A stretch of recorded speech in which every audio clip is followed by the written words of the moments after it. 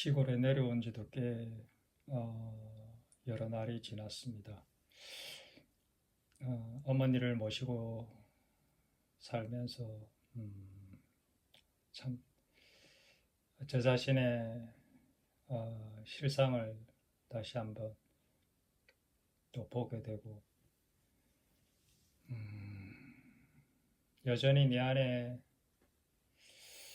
들어있는 참 나의 그 더러운 죄들, 또 정욕들, 그런 것들을 보게 됩니다.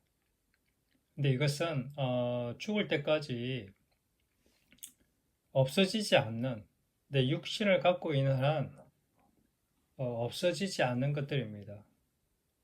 예를 들자면 이런 것이죠. 내가 아무리 크리스찬이고 하나님의 영이 내 안에 계시고 내가 하나님의 영으로 거듭난 사람이긴 하지만 내 오른뺨을 때리면, 오른뺨을 맞으면 아픈 것입니다. 통증이 있습니다.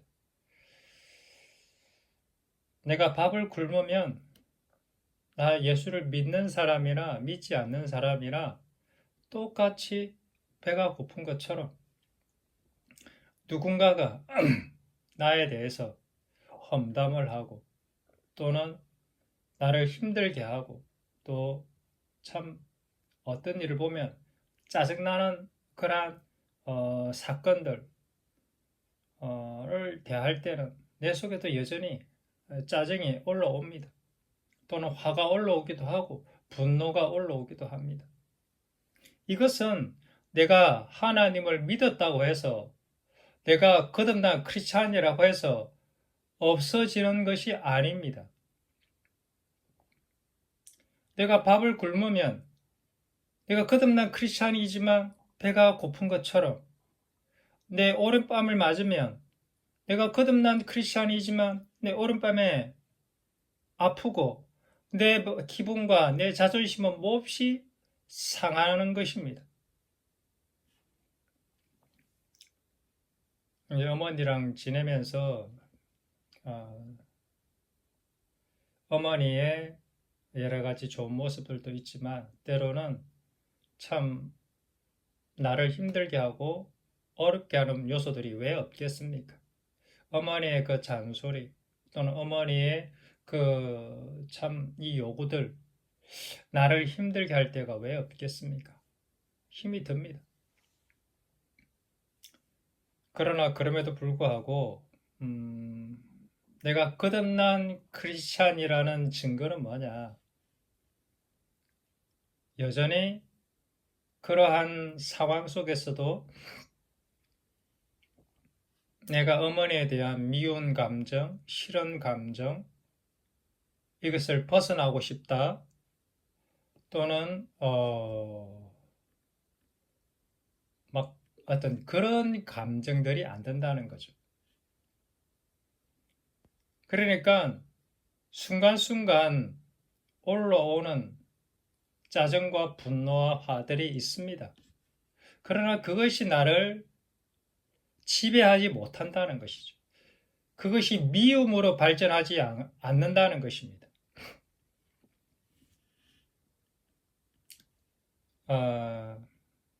그래서 아침과 또는 저녁에 저는 개인적으로 하나님 산책을 하면서 하나님께 기도하고 내 자신을 내려놓는 일상을 살아가고 있습니다.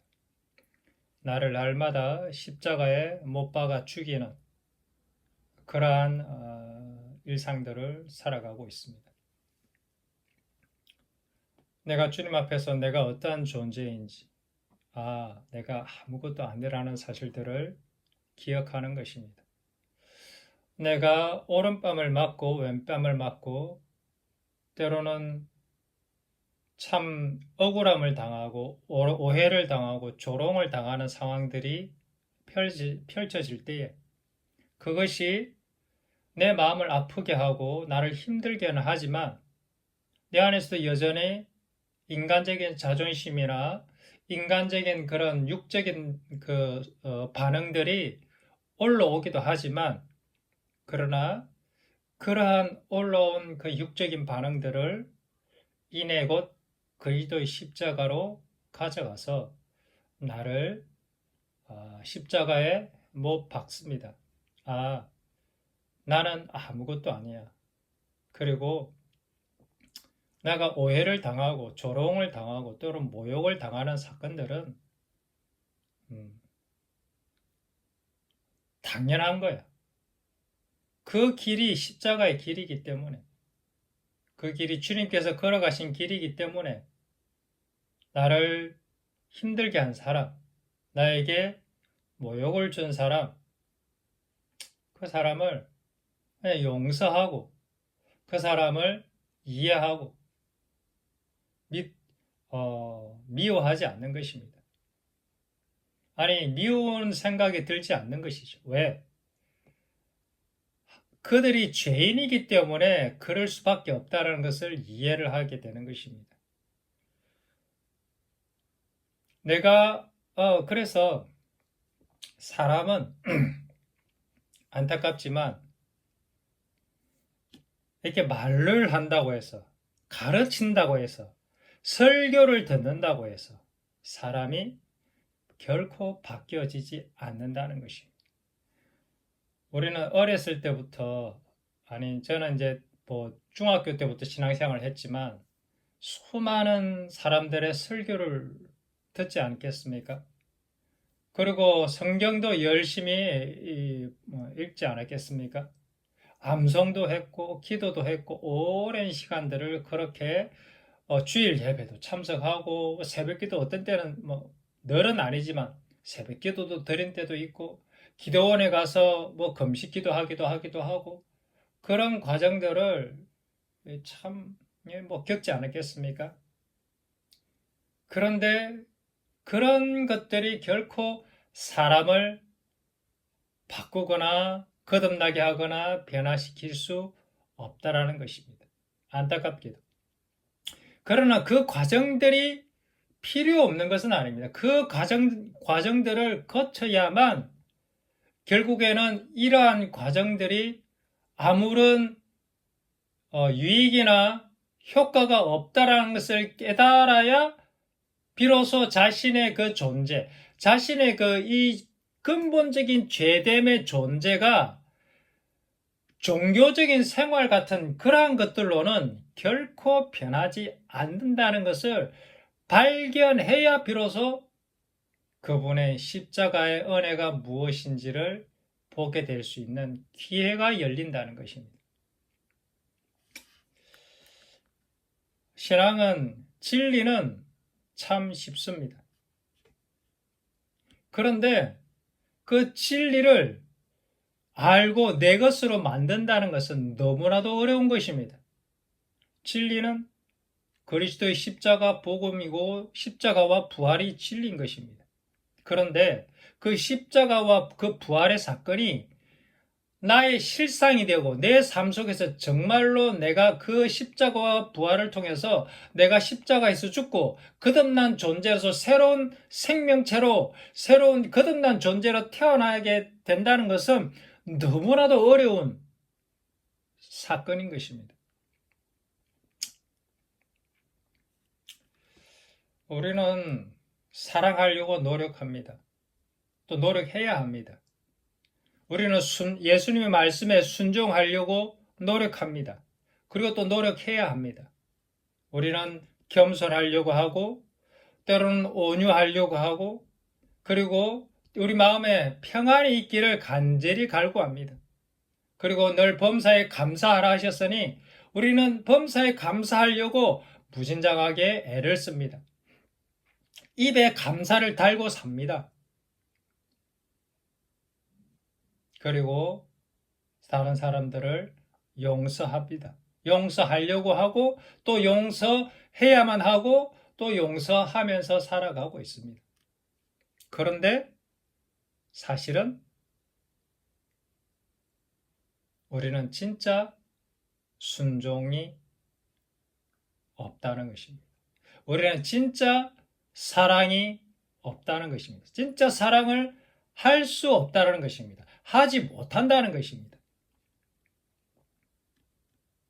우리는 진짜 겸손할 수가 없어요. 우리는 진짜 온유하고 진짜 자유로울 수가 없습니다. 진리를 알지니 진리가 너희를 자유케 하리라 주님께서 말씀하셨는데 정말로 진리는 자유를 가져다 줍니다. 이 사실은 아는데 그 진정한 진리를 알아서 내가 자유롭게 된 사람은 사실 거의 없다라는 것이죠. 그 자유는 무엇이냐? 모든 율법에서부터 자유인 것입니다. 모든 의무로부터 자유인 것입니다. 이런 말을 하면은 좀 심할지도 모르는데 주일 예배 참석하지 않아도 되는 자유를 주신 것입니다. 새벽기도 하지 않아도 될 자유를 주신 것입니다. 11조 하지 않아도 될 자유를 주신 것입니다.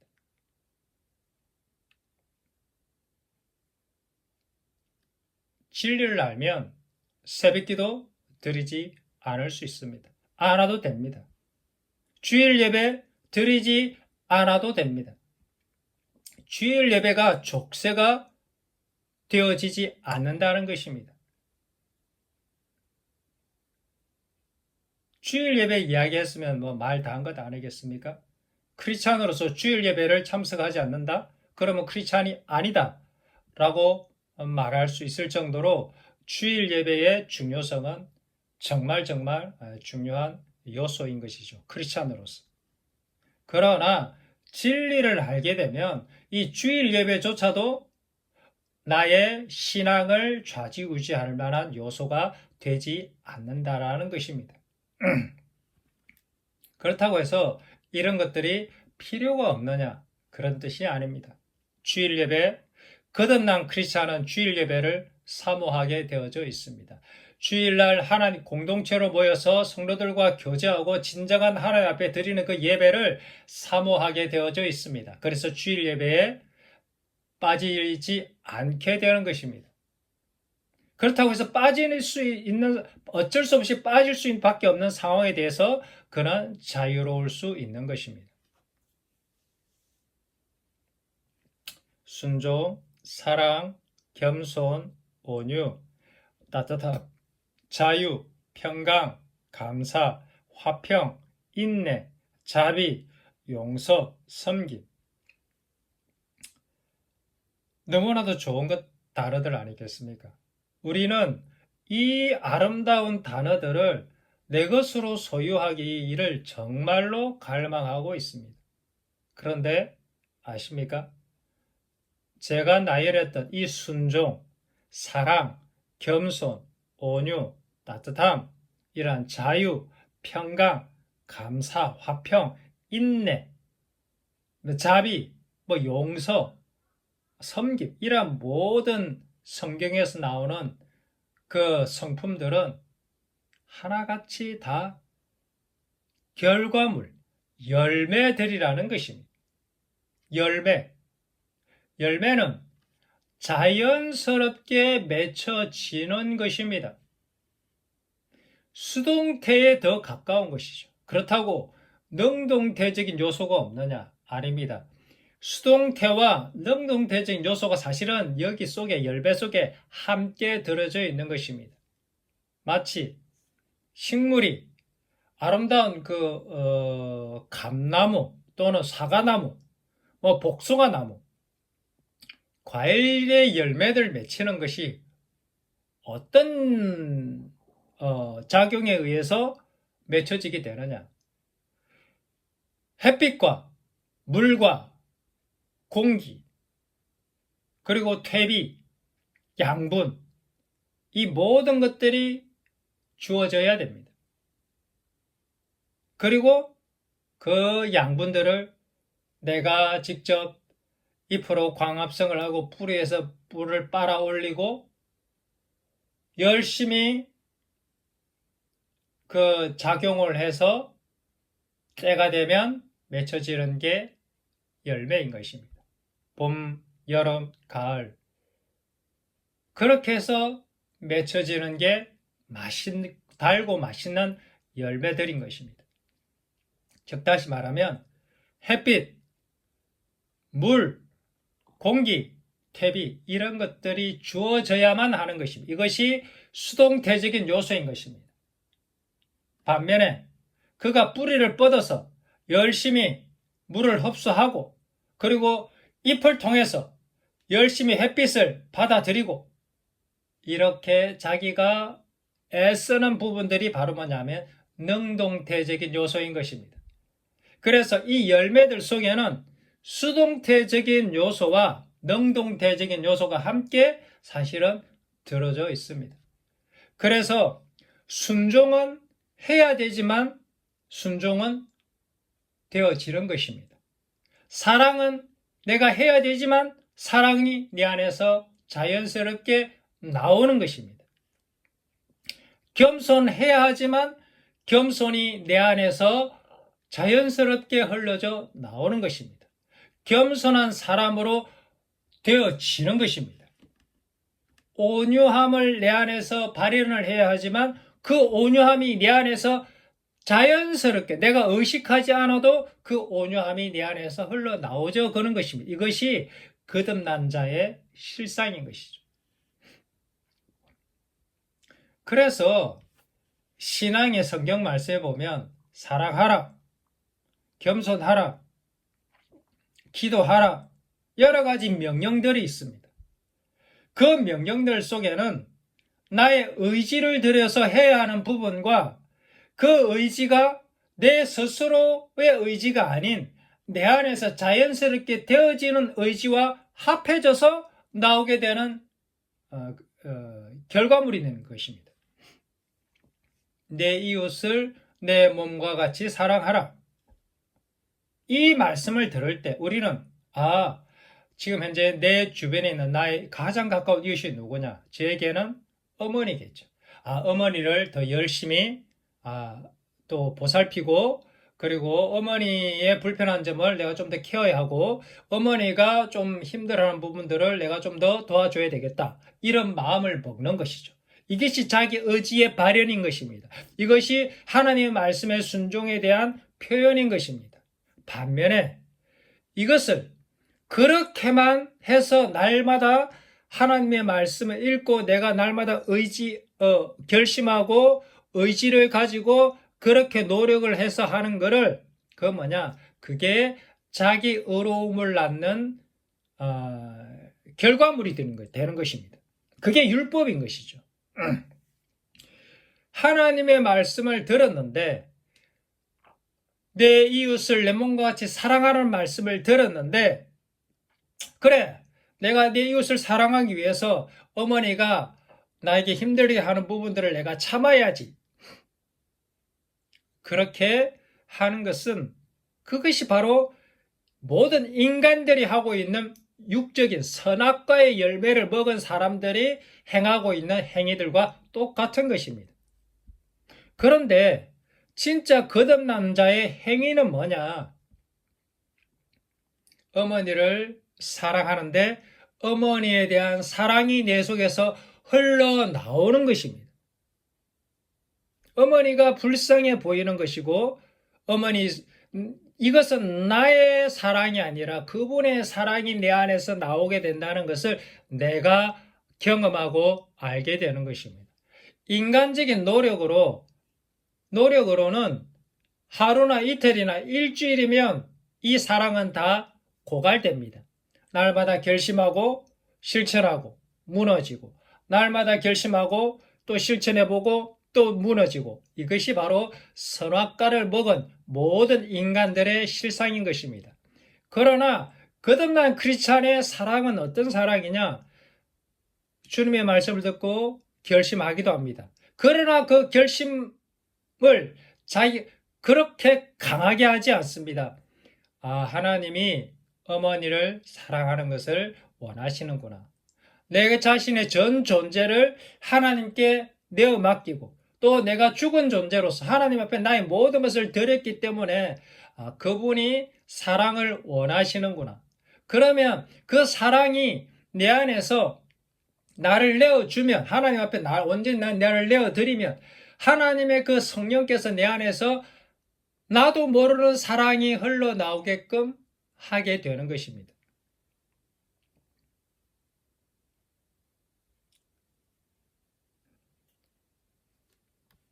그래서 신앙생활이라는 게 이거는 경험한 자만이 아는 것입니다. 거듭난 자만이 이 신앙의 본질을 아는 것입니다. 그래서 가르친다고 해서 이것이 신앙이 무엇인지 이해하거나 깨닫기 수가 너무 어렵다는 것입니다. 그래서 가장 첫 번째가 자신의 전 존재가 얼마나 부패하고, 부패했다는 얘기는 다른 말로 하면 하나님이 주신 말씀을 내가 도저히 실천해낼 능력조차 없다라는 것, 내 안에 선한 것이라고는, 사랑이라고는, 겸손이라고는, 온유라고는, 평강과 감사나 이런 것들이 하나도 없다라는 것을 절실히 깨달아야 비로소 그분의 앞에 항복을 하게 되고, 그분의 영, 사랑의 영을 내 안에 받아들여져야만, 그분의 영이 오셔야만 비로소 그분의 영을 통해서 나가는 진정한 사랑과 겸손이란 것들을 경험할 수 있게 된다는 것이죠. 그런데 거듭난 자의 그 모습은 믿지 않는 자가 선악과 열매를 먹은 자연인이 행하고 있는 그러한 모습과 너무 똑같습니다. 겉으로 볼 때는.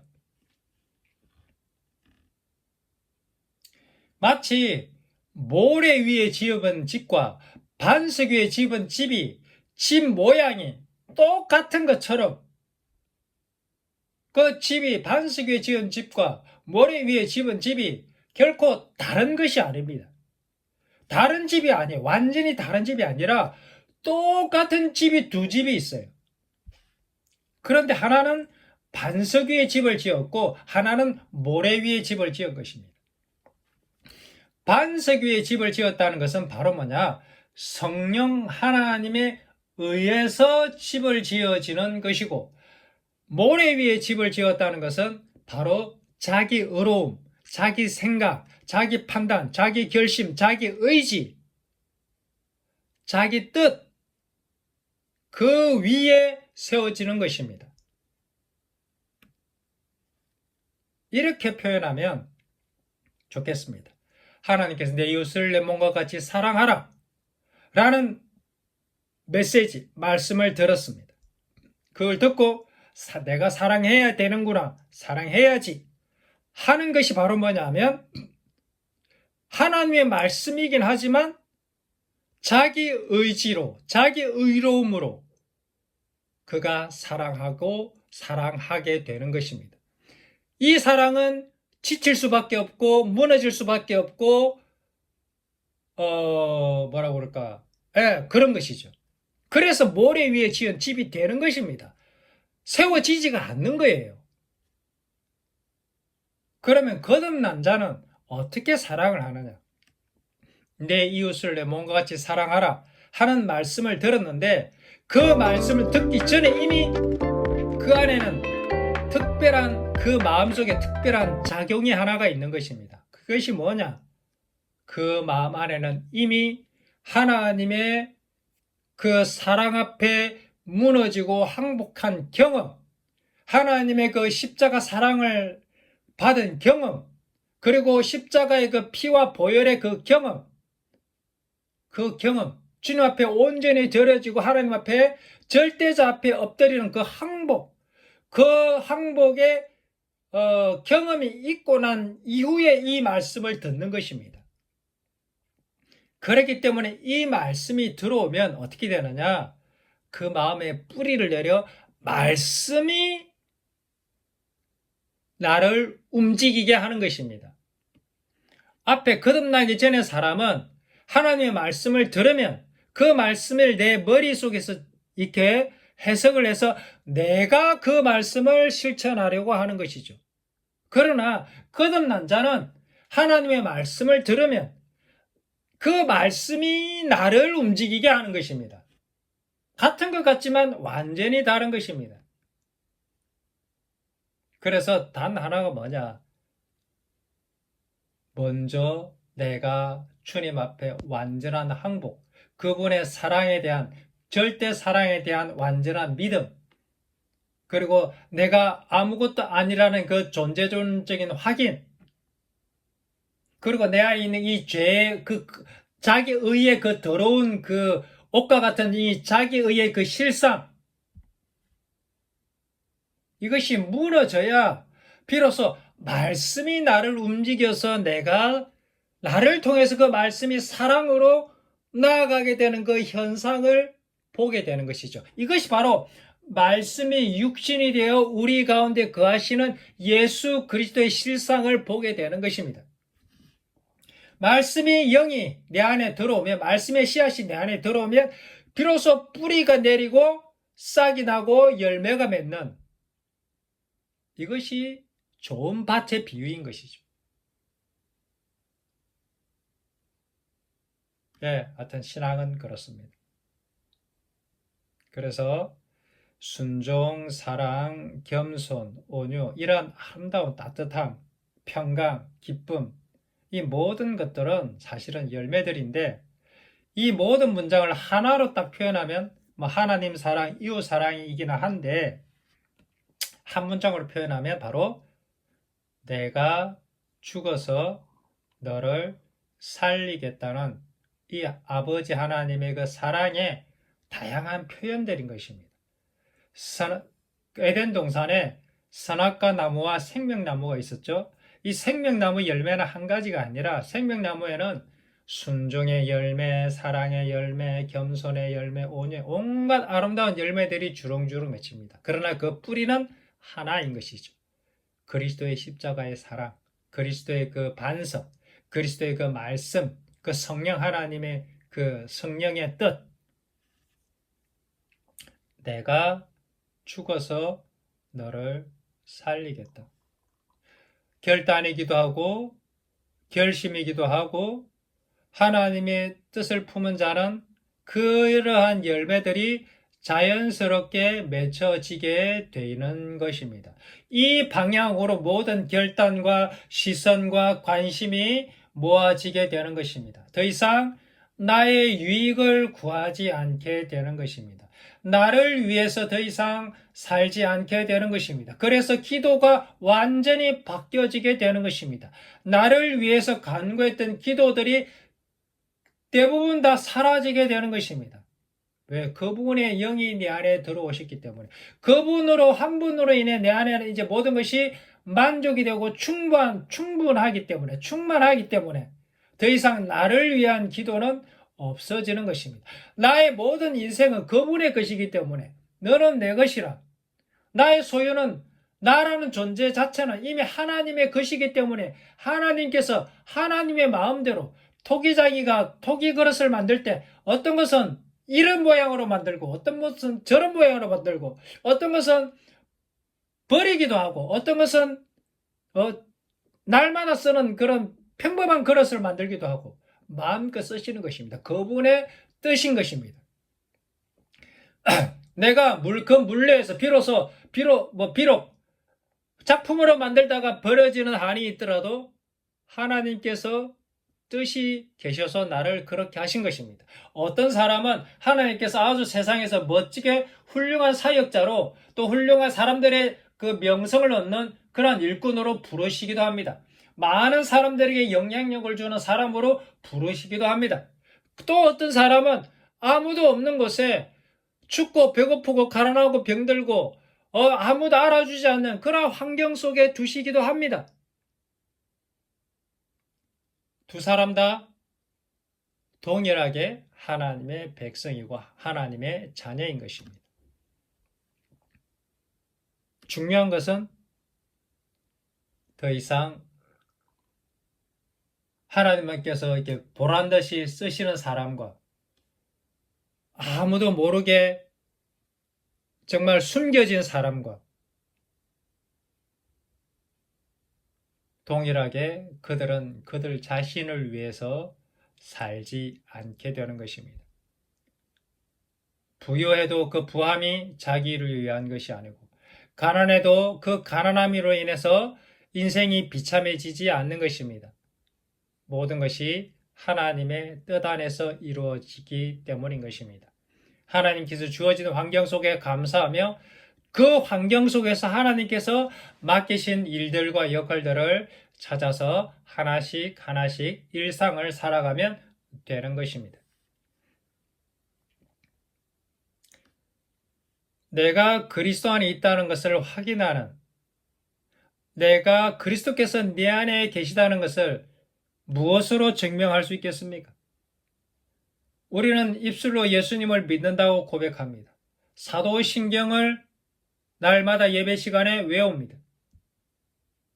그런데 내가 거듭났다는 것을, 내가 하나님의 자녀라는 것을, 내가 그분의 영이 내 안에 들어와 나와 연합되었다는 것을 무엇으로 증명할 수 있겠습니까? 그 증명의 열매가 바로 열매인 것입니다. 하나님의 영이 내 안에 들어오려면 반드시 나는 죽어야만 합니다. 나의 자아는 죽어야만 합니다. 세상의 뿌리에서 완전히, 그 돌 감람나무에서 완전히 잘려져야만 참 감람나무에 접붙일 수가 있습니다. 이 세상에 뿌리를 둔 나의 존재가 완전히 죽어져야만 영원한 하늘나라에 뿌리를 둔 그리스도의 신부로 접붙임을 받을 수 있게 되는 것입니다. 나의 전 존재가 죽지 않으면, 나의 전 존재가 십자가에 못 박히지 않으면 거듭남은 결코 주어지지 않는 것입니다.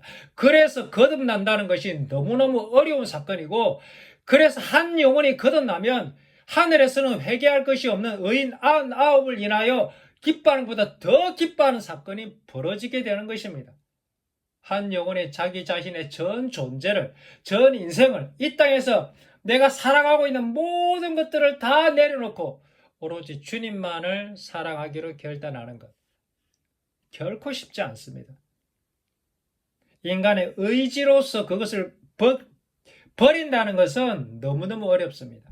그러나 결단한다 할지라도 그것이, 그 결단이 완성됐다고 볼 수 없습니다. 하나님께서 세례를 받고 하늘의 문이 열리고 성령이 비둘기처럼 내려오시지만 하나님의 영은 어디로 예수님을 이끌고 가시느냐? 광야로 이끌고 가셔서 반드시 그 세례 사건, 나의 죽음과 부활의 사건이 진짜인지 아닌지가 확인되어지는 사건들이 반드시 있는 것입니다.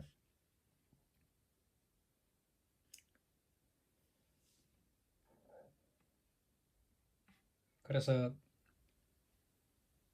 하나님이 부르신 사람은 내가 정말 하나님을 사랑하기로 결단하고 이 땅의 것들을 다 버리기로 결단하고 내가 가장 사랑하는 것들, 하나님께서 내게 가장 사랑하는 것들을 돈, 명예, 자존심, 자녀, 남편, 부모, 인간관계, 이 모든 것들을 하나님이 앞에 내가 다 버리기로 결단한다 할지라도 하나님이 그러한 상황으로 나를 몰고 가시게 될 것입니다. 고독한 상황, 외로운 상황, 억울한 상황, 오해받는 상황, 조롱받는 상황, 핍박받는 상황, 그 상황 속에서 내가 어떻게 반응하는가가 진짜 나의 모습이라는 것이죠. 나의 진짜 내가 하나님을 정말 사랑하는지 아닌지가 결정 나는 것입니다.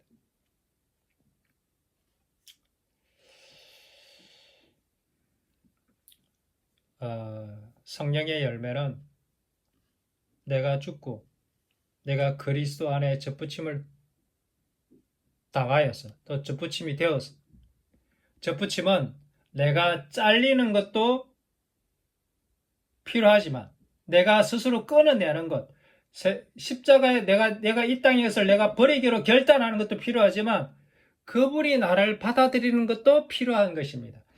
그 접붙이는 그 원목의 원가지에 내가 접붙였을 때 나의 의지도 필요하지만 그분이 나를 수용할 수 있는가도 중요한 것입니다.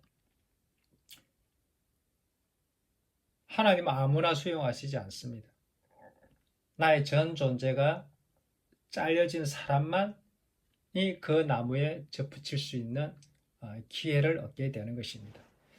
이 땅의 것을 다 버린 자에게, 이 세상이나 세상에 있는 것들을 사랑하지 않기로 결단하는 자에게 하나님은 영은 하나님의 그 가지는 비로소 열려지게 되는 것입니다.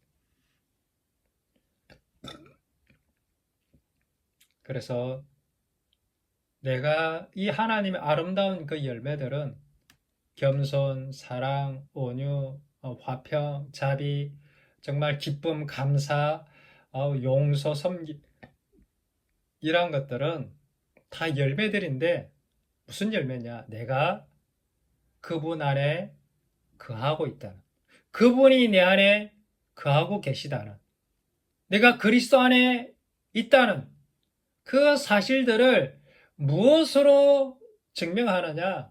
이러한 열매들로 증명이 되어진다는 것입니다.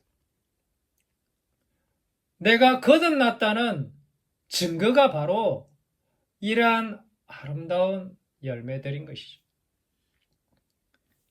나의 영과 그분의 영이 합하여 하나가 되었다는 사실, 이것이 바로 영적인 결혼 사건인 것입니다. 영적인 접붙이는 사건이지. 그래서 이 가정의 아름다움은, 남자와 여자의 그 결혼 사건, 그 연합 사건은 하나님과 그 신부, 신랑과 신부, 하나님과 교회의 연합 사건에 대한 아주 아름다운 상징이, 모델인 거죠.